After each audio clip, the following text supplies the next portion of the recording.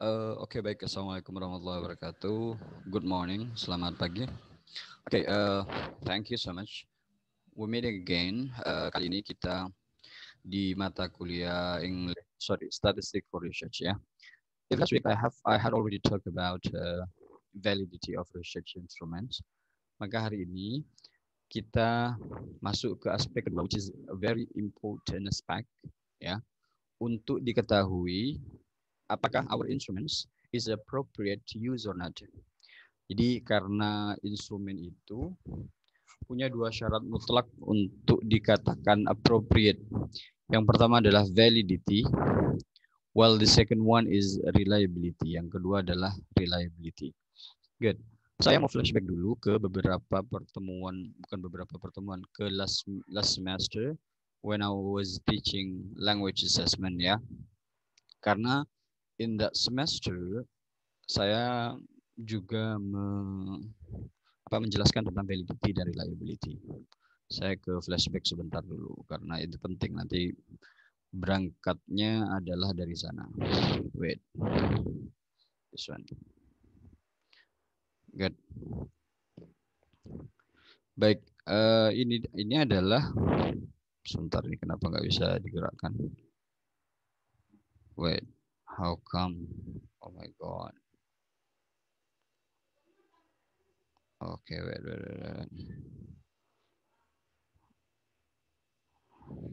Oke, ini adalah konsep reliability. What is reliability? Dijelaskan bahwa reliability adalah the extent to which the assessment instrument produces consistent scores. Jadi kalau instrumennya itu memberikan skor yang konsisten, ya, skor yang konsisten tidak berubah-ubah, maka we can say that the test is reliable. Oke, saya berikan contoh sederhana.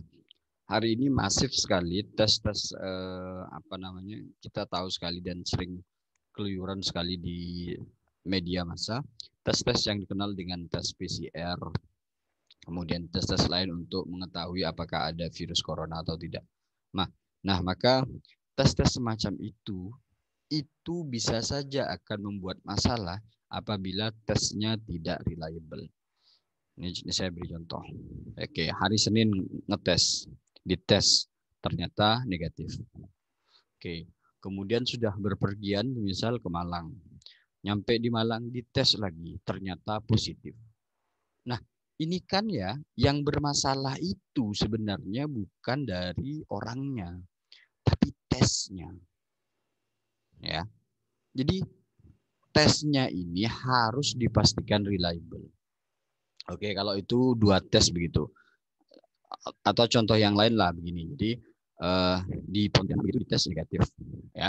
Kemudian keesokan harinya karena diragukan akan positif gitu ya, dites lagi menggunakan tes yang sama, ternyata positif. Jadi yang pertama negatif dirubah jadi positif. Ini menunjukkan bahwa tes yang digunakan itu tidak reliable. Makanya kalau sudah begitu terjadilah kekacauan seperti hari ini ya. Ya, seperti hari ini. Bahkan yang lagi rame adalah tim bulu tangkis kita di diskualifikasi. Nah, bisa saja hal-hal semacam itu terjadi karena tesnya ya tidak reliable ya. Entah itu karena satu tes yang tidak reliable, atau bisa karena tes yang di sini tidak reliable, atau yang di di Inggris sana tidak reliable. Maka penting sekali membuat tes itu reliable. Nah, untuk di dunia penelitian ya, reliability index itu ditunjukkan dengan angka dari 0 sampai 1. Ini nanti yang akan kita dapatkan di hasil hitungan SPSS kita. Ya. Jadi kalau semisal angkanya berada di 0 sampai 20 itu bukan tidak reliable. Reliable, tapi statusnya adalah very low reliability. Sedangkan 021 sampai 040 itu low reliability. Kalau 0.41 until 0.60 itu adalah moderate reliability. Nah, yang disarankan apabila instrumen itu mau dipakai, kalau semisal saya garis bawahi, yang disarankan untuk sebuah instrumen itu layak dipakai apabila reliability index-nya itu 0.61 sampai 0.80 atau 0.81 sampai 1. Jadi statusnya sudah high reliability dan very high reliability. Nah, nanti kita lihat apakah hasil dari pengolahan data kita itu berada di reliability index yang mana. Begitu ya. Ini jelas ya. Oke, good. Saya lanjut lagi. Nah, kemudian bagaimana cara menghitung reliability index? Ya, ada banyak cara sebenarnya. Yang pertama ada test retest method, ini sudah saya jelaskan. Kemudian equivalent from method sudah saya jelaskan. Ada split half dibagi 2, ini sudah saya jelaskan.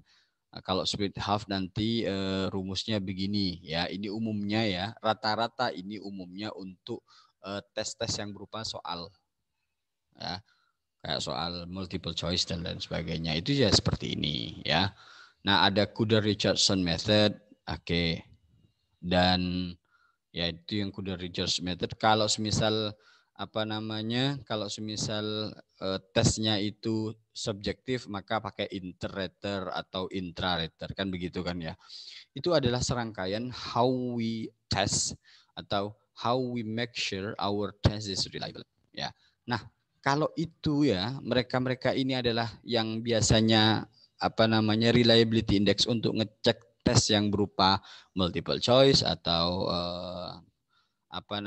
short answer. Nah, bagaimana apabila kita mau ngecek ya reliability index untuk instrumen penelitian seperti angket ya.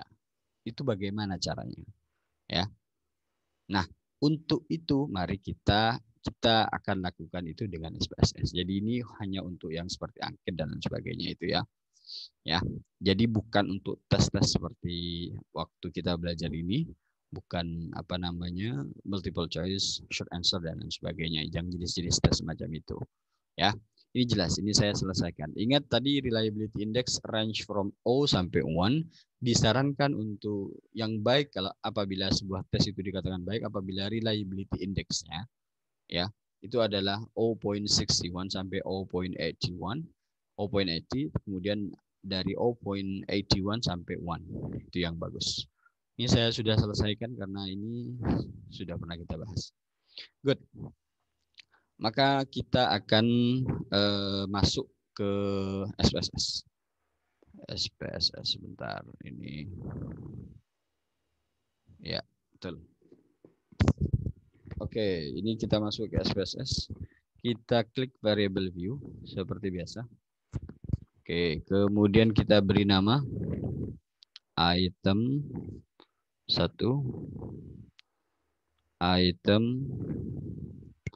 2, item 3, item 4, item 5, item 6,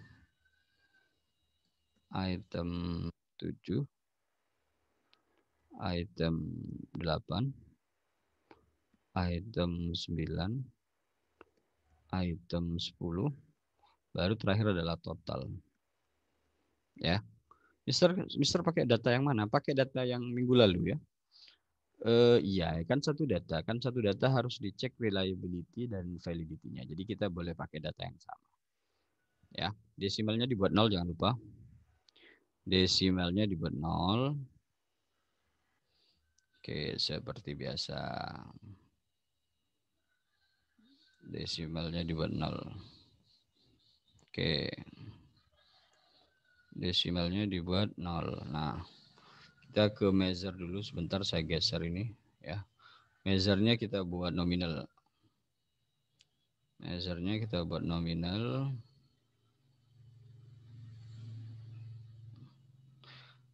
Oke, ini mudah sekali sebenarnya teman-teman. Jadi kalian tidak perlu kalau nanti melakukan penelitian, kalau semisal untuk statistik ya, untuk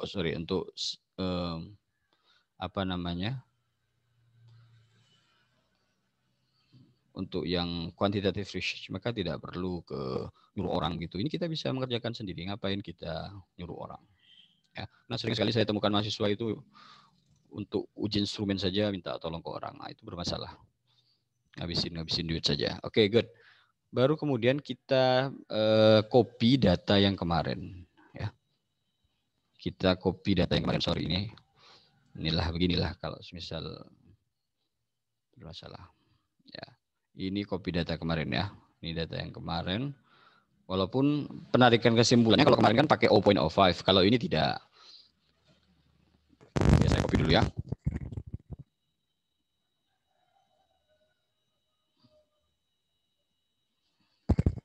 Kalau sudah di copy maka tinggal paste di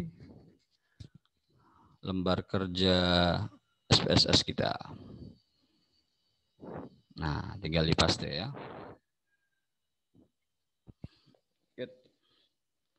Sudah muncul seperti biasa. Ya, ini di pinggir angkanya, kenapa tidak di tengah, Mister? Nanti you bisa otak-atik di sinilah ini ya, di line ini ya. Nah, tapi yang pasti data kita sudah masuk. Seperti ini datanya. Ini data yang kemarin. Jadi kalau kemarin itu ada 4 item yang tidak valid katanya kan ya, harus di remove. Ini kita cek reliability-nya.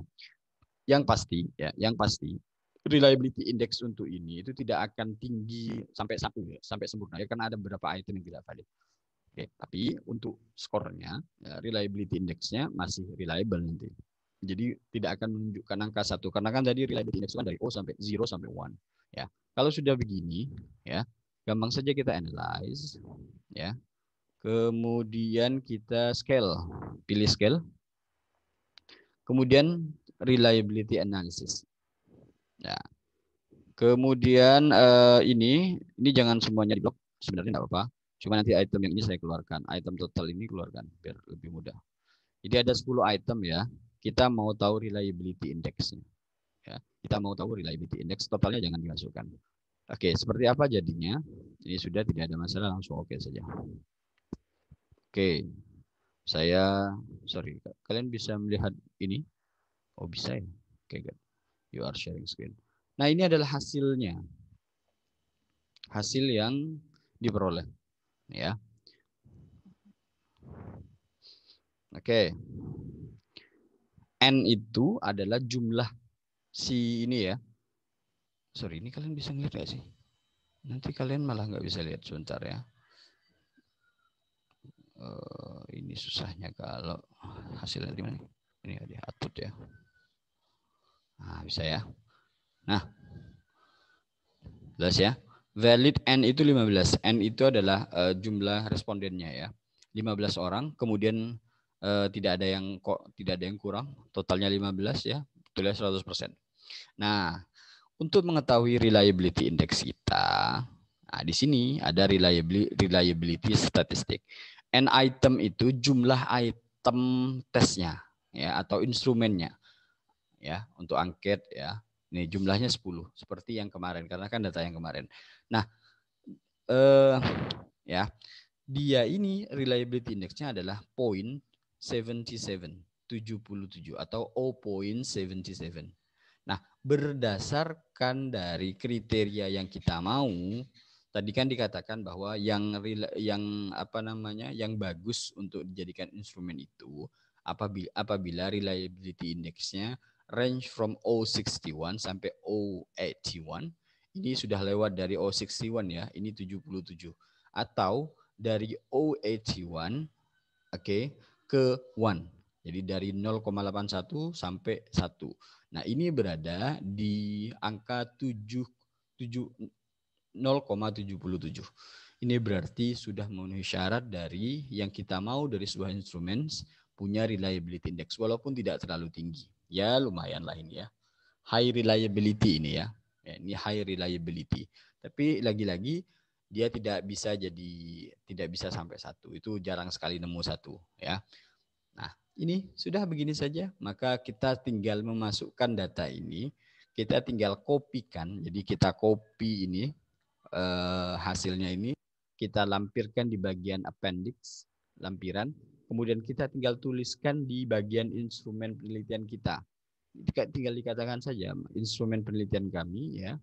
Instrumen penelitian yang akan kami gunakan memiliki reliability index sebesar 0,77 ya. Cronbach alpha. Itu saja, sudah selesai. urusannya selesai. Kalian tidak akan diminta pertanggungjawaban lagi untuk urusan reliability index atau reliable atau tidaknya instrumen kalian. Selesai. Nah, ini kita mengerjakan semua by data. Ada datanya, ada buktinya. Jadi lagi-lagi kami para penguji tidak akan banyak berbicara, tidak akan banyak nanya ya karena sudah ada buktinya di depan mata. Ya, itu saja dari saya, cukup ya. Karena kalian juga sudah paham. Saya rasa pastinya sudah paham karena kan ini dari lab assessment kita juga sudah bahas ini. Ya, itu saja dari saya. Thank you so much. Kita kembali lagi minggu depan. Kalau nggak salah minggu depan itu adalah descriptive statistik ya. Thank you. Assalamualaikum warahmatullahi wabarakatuh. Morning.